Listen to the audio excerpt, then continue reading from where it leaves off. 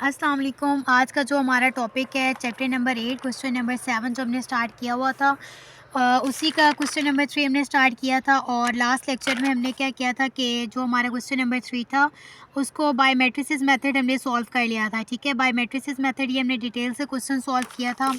ठीक है, और इसकी वीडियो 2 पार्ट्स में है। ठीक है, पार्ट ए और पार्ट बी के नाम से वो वीडियो अवेलेबल होगी, आपने वो वीडियो देखनी है। ठीक है, उसके बाद अब सेम वही वाला क्वेश्चन हम सॉल्व करें क्रैमर रूल्स के ज़रिए, क्योंकि हमारे पास इक्वेशंस गिवन है। तो फर्स्ट स्टेप हमारे पास क्या होता है कि हमने मैट्रिसेस क्रिएट करने होते हैं। यहाँ पे मैंने डायरेक्ट मैट्रिसेस क्रिएट लिख दिए हैं और इसको एक्सप्लेन ही करी, क्योंकि मैंने प्रीवियस सेम ये इसी क्वेश्चन में मैंने ये यहाँ पे बहुत एक्सप्लेनेशन से बहुत ज़्यादा डिटेल से समझाया था। ठीक है, तो आपने मैट्रिसेस क्रिएट कर लेना है। फिर आपने उसको, आपको पता है कि जब हम क्रैमर रूल्स के ज़रिए वैल्यूज़ फाइंड कर रहे होते हैं वेरिएबल्स की, तो पहला हमारा स्टेप क्या होता है कि हमें डिटर्मिनेंट फाइंड करना होता है ओरिजिनल मैट्रिक्स का या मेन मैट्रिक्स का। तो यहाँ पे हमारा मेन मैट्रिक्स क्या है, ए, और इसका हमने डिटर्मिनेंट फाइंड करना है। और डिटर्मिनेंट फाइंड करने के आपको पता है 2 मेथड्स हैं। आप बाय कोफैक्टर मेथड भी फाइंड कर सकते हो, बाय मल्टीप्लिकेशन मेथड भी फाइंड कर सकते हो। तो आप जिस मेथड से फाइंड करोगे आपका डिटर्मिनेंट सेम आएगा। तो प्रीवियस जो अभी हमने क्वेश्चन का प्रीवियस जो पार्ट ए है उसमें हमने क्या किया था, बाय कोफैक्टर मेथड से डिटर्मिनेंट फाइंड किया था। ठीक है, और बाय कोफैक्टर मेथड से डिटर्मिनेंट फाइंड करने से हमारा आंसर क्या आया था, 10। तो यहाँ पे मैंने डायरेक्ट वो आंसर लिख दिया 10। ठीक है, तो अगर आप पार्ट ए देखोगे तभी आपको पार्ट बी समझ आएगा। ठीक है, क्योंकि उसी में ही हमने सारी चीज़ें डिटेल से कवर की थी और यहाँ पर मैं उसको डायरेक्ट मैंने आंसर लिख दिए हैं। ठीक है, तो यहाँ पर वो आप वीडियो देखोगे तो यहाँ पर हमने ये डिटर्मिनेंट 10 कैसे फाइंड किया वो आपको डिटेल से समझ आ जाएगी। उसके बाद बाय क्रैमर रूल्स के ज़रिए अगर हमने वैल्यू एक्स की वैल्यू फाइंड करनी है तो हम एक नया मैट्रिक्स क्रिएट करते हैं। 2 पैरेलल लाइंस लगानी है और उस मैट्रिक्स को हमने डिवाइड कर देना है जो ओरिजिनल मैट्रिक्स का डिटर्मिनेंट होता है उस पर। तो ओरिजिनल मैट्रिक्स हमारा है ए के ऊपर हमने ए वाला डिटर्मिनेंट यहाँ पे लिखना है और इसके ऊपर आर्टिफिशियल मैट्रिक्स यानी कि वो मैट्रिक्स लिखना है जो हमने खुद क्रिएट किया हो। ठीक है, तो यहाँ पे ना सबसे पहले अगर आप अपने ओरिजिनल मैट्रिक्स में देखो तो सबसे पहले आपके पास किस चीज़ की वैल्यूज़ गिवन है, एक्स की, फिर वाई की और फिर जेड की। सेम आप जब अपना मैट्रिक्स क्रिएट करोगे, ठीक है, यानी कि जो खुद से मैट्रिक्स आप क्रिएट करेंगे उसमें पहले आप एक्स की वैल्यूज़ लिखेंगे, वाई की वैल्यूज़ लिखेंगे और जेड की वैल्यूज़ लिखेंगे। अब आपने याद रखना है कि क्रैमर रूल्स के ज़रिए जब हम किसी मैट्रिक्स की वैल्यू फाइंड कर रहे होते हैं ना, उसकी हम ओरिजिनल मैट्रिक्स वाली वैल्यू नहीं लिखते बल्कि उसकी जगह हम बी मैट्रिक्स वाली वैल्यूज़ लिखते हैं। ठीक है, तो अब क्योंकि हम एक्स की वैल्यू फाइंड कर रहे हैं तो यहाँ पे पहले आपने लिखना है एक्स, वाई और जेड। अब क्योंकि हम एक्स की वैल्यू फाइंड कर रहे हैं तो आपने एक्स की कोई वैल्यूज़ नहीं लिखनी, बाकी आपने वाई की वैल्यूज़ और जेड की वैल्यूज़, या आपका ओरिजिनल मैट्रिक्स आपके पास गिवन है, इसी को देख के ये वैल्यूज़ आपने कॉपी पेस्ट कर लेने, यानी कि ये वाई की वैल्यूज़ सारी लिख दें, यहाँ पे जेड की वैल्यूज़ भी सारी लिखते हैं, लेकिन एक्स की वैल्यू नहीं आपने यहाँ पे लिखनी ओरिजिनल मैट्रिक्स वाली, बल्कि इसकी जगह पे आपने बी मैट्रिक्स वाली वैल्यूज़ लिखनी है। तो बी मैट्रिक्स में आपके पास क्या गिवन है, 3 0 -4। तो यहाँ पे आप लिखोगे 3 0 -4। ठीक है, तो ये आपने एक खुद से मैट्रिक्स क्रिएट किया। अब इसका आपने क्या लेना है, डिटर्मिनेंट। और ये आपने 10 क्यों लिखा, क्योंकि ये आपका ओरिजिनल मैट्रिक्स का डिटर्मिनेंट है। अब इसका डिटर्मिनेंट अभी फाइंड नहीं किया बल्कि फाइंड करना है। तो इसके लिए हमें डिटर्मिनेंट फाइंड करने के लिए अगर यहाँ पे मैं कोफैक्टर मेथड से डिटर्मिनेंट फाइंड कर रही हूँ, तो बाय कोफैक्टर मेथड अगर आप डिटर्मिनेंट फाइंड करो एक्स का, तो आपको ये फार्मूला अप्लाई करना पड़ेगा। ठीक है, अब ये आपको पता है कि ये जो हमारे पास फर्स्ट वैल्यू होती है ये एक्स कैपिटल X1 की है, ये कैपिटल X1 2 की और ये कैपिटल X1 3 की है। तो ये 3 वैल्यूज़ हमारे पास गिवन है, लेकिन हमारे पास इनके कोफैक्टर्स नहीं है, तो कोफैक्टर्स आपको फाइंड करने पड़ेंगे। ठीक है, तो कोफैक्टर्स सेम उसी तरीके से फाइंड करने जिस तरीके से प्रीवियस क्वेश्चन में मैंने आपको डिटेल से समझाए हैं। तो ये आप कोफैक्टर फाइंड करोगे तो X1 का कोफैक्टर आता है 0, X1 2 का कोफैक्टर आएगा 8 और X1 3 का कोफैक्टर आएगा 4। ठीक है, ये आपने कोफैक्टर्स भी फाइंड कर लिए और एलिमेंट्स आपके पास ओरिजिनल की आपके पास गिवन है। अब आपने क्या करना है, यहाँ पे पुट कर देना है। ठीक है, कैपिटल X1 का आंसर है 3 और इसका कोफैक्टर फाइंड किया तो 0। कैपिटल X1 2 का आंसर है 1, कोफैक्टर फाइंड किया तो आंसर आता है 8। कैपिटल X1 3 का आंसर एलिमेंट है 3 और इसका जब कोफैक्टर फाइंड किया था तो आंसर आता है 4। ठीक है, अब इसको अगर आप सिंप्लीफाई कर लो तो आपके पास एक्स मैट्रिक्स का डिटर्मिनेंट आ जाएगा। ठीक है, सिंप्लीफाई आपने इसको कर लेना है। अच्छा, ये आपने सारी वैल्यूज़ लिखी है। अगर आप इसको सिंप्लीफाई करो ना तो आपके पास इसको सॉल्व करने से आंसर क्या आता है, 20। ठीक है, 20 का क्या मतलब है कि जो एक्स है उसका डिटर्मिनेंट क्या है, 20। ठीक है, तो वो आपने 20 यहाँ पे लिख देना है, क्योंकि आपने इसका डिटर्मिनेंट फाइंड करना था, वो आपने फाइंड कर लिया और उससे आपके पास आंसर क्या है, 20। और ओरिजिनल मैट्रिक्स के डिटर्मिनेंट पे आपने इसको डिवाइड करना है। ओरिजिनल मैट्रिक्स का डिटर्मिनेंट आपके पास क्या है, 10, तो यहाँ पर आप लिखोगे 10। अब आप इसको क्या करोगे, डिवाइड कर दोगे। ठीक है, ठीक है। अगर आप इसको डिवाइड करो तो आपके पास आंसर आता है 2, यानी कि x की वैल्यू है आपके पास 2। ठीक है। अगर आप अपना मेथड 1 ओपन करें ना, जिसमें हमने x की वैल्यू फाइंड की थी, तो इसमें भी देखें कि x की वैल्यू हमने फाइंड की थी तो हमारे पास क्या आया था 2। ठीक है। और जो ये हमने किस मेथड से सॉल्व किया था, बाय मैट्रिसेस मेथड से सॉल्व किया था, तो x का आंसर आया था 2। और अब हमने किस मेथड से सॉल्व किया, क्रैमर रूल्स के ज़रिए, तब भी हमारे पास x का आंसर आ रहा है 2। ठीक है। तो आप चाहे मेथड 1 लगाओ चाहे मेथड 2 लगाओ, आपका आंसर सेम आना चाहिए। तो यहाँ पे हमारे पास x का आंसर आता है 2। अब हमने y की वैल्यू फाइंड करनी है। y की वैल्यू को फाइंड करने के लिए भी यहाँ पे मैंने मेन चीज़ें लिख दी हैं। अगर आपने y की वैल्यू फाइंड करनी है ना, तो आपको सबसे पहले एक नया मैट्रिक्स क्रिएट करना पड़ेगा। ठीक है।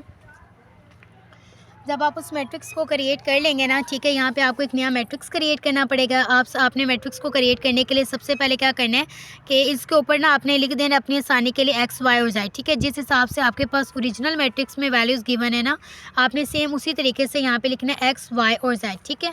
अब आप किसकी वैल्यू फाइंड कर रहे हो, आप y की वैल्यू फाइंड कर रहे हो। ठीक है। तो x की वैल्यू ओरिजिनल मैट्रिक्स से देख के आपने कॉपी पेस्ट कर देनी है, y की वैल्यू z की वैल्यू भी ओरिजिनल मैट्रिक्स से देख के कॉपी पेस्ट करनी है। लेकिन आपने y की वैल्यू नहीं लिखनी, y की वैल्यू आपने ओरिजिनल मैट्रिक्स वाली नहीं लिखनी, बल्कि इसकी जगह पे आपने b मैट्रिक्स वाली वैल्यूज़ को लिखना है कि जिसकी वैल्यू आप फाइंड कर रहे हो वहाँ पे आपने b मैट्रिक्स वाली वैल्यू को लिखना होता है। तो b मैट्रिक्स में हमारे पास कौन सी वैल्यू गिवन है, 3 0 -4। तो यहाँ पर आप लिखोगे 3 0 -4। अब इसका क्या मतलब है, ये आपने 2 पैरेलल लाइन्स के अंदर जो लिखी हुई है वैल्यू, तो इट्स यहाँ पे आपने y मैट्रिक्स का डिटर्मिनेंट फाइंड करना है। तो आपके पास और y मैट्रिक्स का जब आपने डिटर्मिनेंट फाइंड कर लेना है, उसको आपने अपने ओरिजिनल मैट्रिक्स के डिटर्मिनेंट पे डिवाइड कर देना है। ओरिजिनल मैट्रिक्स का डिटर्मिनेंट सेम रहेगा और ये हमने डिटेल से पार्ट वन में हमने कैलकुलेट किया था। पार्ट 2 में मैंने जस्ट इसको डायरेक्ट इसकी वैल्यू लिख दिया। ठीक है। उसको अगर हमने y मैट्रिक्स का डिटर्मिनेंट फाइंड करना है तो हमें ये फार्मूला अप्लाई करना पड़ेगा। अब इसमें जो y11 है, यानी कि ये फर्स्ट वैल्यू आपकी y1 की है, ये y2 की है और ये y3 की है, लेकिन इनके कोफैक्टर्स नहीं हमारे पास, यानी कि small y11, small y12, small y13 की वैल्यू हमारे पास नहीं है। इनकी वैल्यूज़ को फाइंड करना पड़ेगा। ठीक है। तो वो हम कैसे फाइंड करेंगे, यानी कि इनके हमें कोफैक्टर्स फाइंड करने पड़ेंगे। ठीक है। यानी कि y1 का, y12 का और y13 का आप कोफैक्टर्स फाइंड करेंगे। तो y1 का कोफैक्टर आपके पास आएगा -8, y12 का कोफैक्टर निकालेंगे तो 4, y13 का कोफैक्टर फाइंड करेंगे तो -4। ये आपके पास कोफैक्टर्स आ जाएंगे। अब इन कोफैक्टर्स को आपने क्या करना है, फार्मूला में लिखना है। यानी कि y11 का आपके पास वैल्यू क्या है 2 और इसका कोफैक्टर क्या है -8। y12 की वैल्यू आपके पास क्या है 3 और इसका कोफैक्टर है आपके पास 4। y13 की वैल्यू आपके पास है 3 और इसका कोफैक्टर क्या है -4। ठीक है। अब इसको सिंप्लीफाई कर लो। अगर आप जब इसको सिंप्लीफाई करेंगे तो आपके पास y का जो है डिटर्मिनेंट आंसर आ जाएगा। ठीक है। अगर आप इसको सिंप्लीफाई करो ना तो आपके पास आंसर आता है यहाँ पे -16। ठीक है। तो यहाँ पे आपके यानी कि इसका डिटर्मिनेंट लेने से, y का डिटर्मिनेंट लेने से आपके पास क्या आंसर है, -16। ठीक है। ये आपके पास फाइनल आंसर है -16। और यहाँ पे हमें क्या चाहिए था, y का डिटर्मिनेंट चाहिए था, जो कि फाइंड कर लिया और इससे आंसर क्या है -16। अब इस -16 को आपने ओरिजिनल मैट्रिक्स के डिटर्मिनेंट पे डिवाइड करना है। ओरिजिनल मैट्रिक्स का डिटर्मिनेंट क्या है हमारे पास 10। तो आप इन दोनों वैल्यूज़ को डिवाइड करो। ठीक है। यानी कि जो आपने y का मैट्रिक्स क्रिएट किया उसका डिटर्मिनेंट लेने से आंसर क्या आया था, -16। इसको डिवाइड करना है ओरिजिनल मैट्रिक्स के डिटर्मिनेंट पे, जो कि हमारे पास है 10। तो इनको डिवाइड करो तो आपके पास फ्रैक्शन की फॉर्म में देखो तो आता है -8/5 और अगर इसको पॉइंट की फॉर्म में देखो तो ये आपके पास क्या आता है, -1.6। ठीक है। तो आप अपने आंसर को फ्रैक्शन की फॉर्म में लिखें या आप अपने आंसर को डेसिमल की फॉर्म में लिखें, या आपकी अपनी चॉइस होती है। ठीक है। लेकिन हमने मैथ में अपने आंसर को सिंपलेस्ट तरीन फॉर्म में लिखना होता है। तो यहाँ पे हमारे पास क्या आंसर आ रहा है कि अगर हम फ्रैक्शन की फॉर्म में लिखना चाहते हैं आप, तो आपका ये आंसर बनता है 8/5। और अगर आप इसको मज़ीद सिंप्लीफाई करके डेसिमल की फॉर्म में लिखना चाहते हैं, तभी आपका आंसर बनता है -1.6। ठीक है। यानी कि y से आपका क्या आंसर आ रहा है, -1.6। ठीक है। और मेथड 1 से जब हमने y की वैल्यू को फाइंड किया था तो हमारे पास आंसर क्या आ रहा था। ठीक है। जब हमने इससे सॉल्व किया था ना, तो ये हमारे पास क्या आया था पॉइंट में, अगर देखें अपने आंसर को, तो ये हमारे पास आया था y का -1.6। ठीक है। बाय मैट्रिसेस मेथड से। और अब हमने जब क्रैमर रूल्स के ज़रिए सॉल्व किया तो इससे भी हमारे पास क्या आंसर आ रहा है -1.6।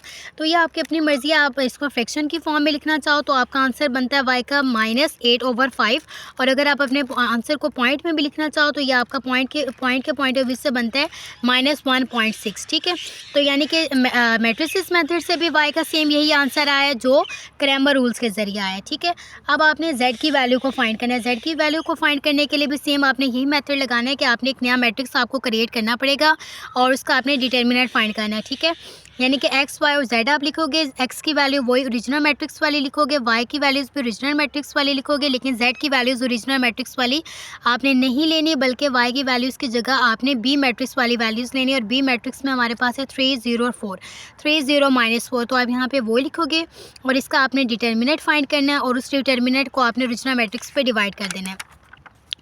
तो इसका डिटर्मिनेंट फाइंड करने के लिए यानी कि कैपिटल Z11 की वैल्यू भी आपके पास है मैट्रिक्स के अंदर, ये भी है और ये भी है, लेकिन इनके कोफैक्टर्स नहीं हैं, तो आपने इनके कोफैक्टर्स फाइंड करने हैं।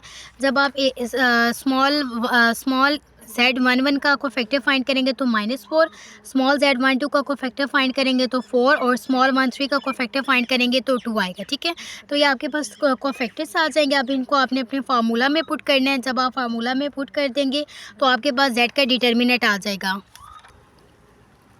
ठीक है, आप इसको फार्मूला में पुट करेंगे इनके, यानी कि ये इसका वैल्यू थी 2 और कोफैक्टर था -4, वैल्यू थी 1, कोफैक्टर है 4, और वैल्यू थी 3, कोफैक्टर है 2। ठीक है, इसको आप सिंप्लीफाई करेंगे तो आपके पास यहाँ पे इसका डिटर्मिनेंट का आंसर आता है 2। ठीक है, यानी कि Z का अगर आप डिटर्मिनेंट फाइंड करो तो आपके पास क्या आंसर आता है 2।